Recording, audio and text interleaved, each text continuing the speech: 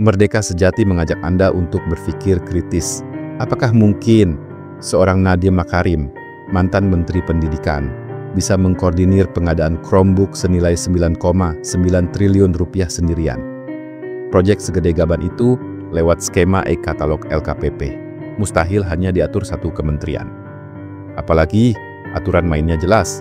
LKPP, Kemenko, Kejaksaan, BPK, BPKP, bahkan hingga Kadis Pendidikan dan PPK, semuanya punya pintu dan tanda tangan di dalam proses pengadaan raksasa seperti ini. Jadi kalau duit triliunan bisa lolos, itu mustahil dimakan sendirian. Itu adalah orkestrasi besar, dan ini bukan pertama kali. Kita sudah lihat kasus bansos COVID di Kementerian Sosial kemarin. Juliari Batubara waktu itu memang ditangkap, tapi apa dia sendirian? Tidak. Ada jaringan supplier, pejabat, sampai rekanan, semuanya main. Atau kasus impor sapi. Lagi-lagi lintas lembaga.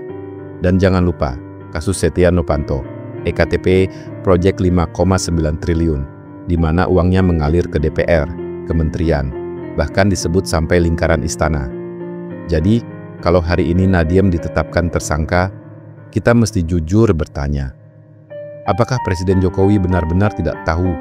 Apakah mungkin sang raja tidak kecipratan setoran dari proyek sebesar ini? Ingat, selama 10 tahun terakhir, kita selalu diarahkan untuk mengagumi Jokowi. Presiden sederhana, merakyat, belusukan. Katanya anti korupsi, katanya bersih. Tapi kenyataannya, di lapangan selama 10 tahun terakhir ini, dari honorer daerah sampai bupati, dari PPK sampai gubernur, dari relawan sampai presiden, proyek pasti ada setorannya. Semua tahu itu kok, masyarakat nggak terlalu bodoh untuk memahami apa itu politik transaksional. Apalagi jelas Direktur Pusat Riset Politik, Hukum, dan Kebijakan Indonesia, disingkat PRPHKI, Saiful Anam, menyatakan bahwa mantan Presiden Joko Widodo sangat dimungkinkan untuk ditetapkan tersangka dalam kasus dugaan korupsi proyek pengadaan laptop di Kementerian Pendidikan dan Kebudayaan. Kata dia, Jokowi bisa dijerat bersama Nadiem Anwar Makarim selaku mantan Mendikbud yang telah ditetapkan tersangka. Jika Jokowi pada saat itu memberikan perintah kepada Nadiem untuk melakukan pengadaan Chromebook, maka mestinya Jokowi dikenakan pasal turut serta dalam dugaan tindak pidana yang dilakukan oleh Nadiem. Tuturnya seperti melansir RMOL.id, Minggu 7 September 2025. Maka wajar kalau muncul dugaan Nadiem Makarim memang koruptor, tetapi tidak mungkin dia sendirian. Kenapa? Sekarang bayangkan nasib Nadiem Makarim. Dulu dia triliuner muda, pendiri Gojek, orang yang dielu-elukan karena membuka jutaan lapangan kerja lewat ojek online.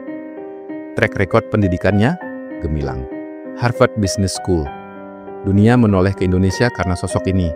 Lalu datanglah sang raja, dirangkul, diangkat jadi menteri, dijadikan simbol anak muda bisa. Tapi ternyata, itu bukan panggung merdeka. Itu papan catur.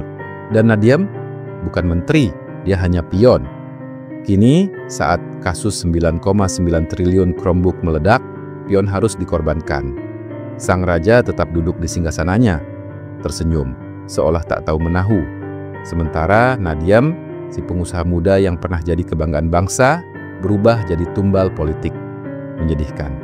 Dari pahlawan startup, jadi korban sistem politik transaksional canggih ala geng Solo.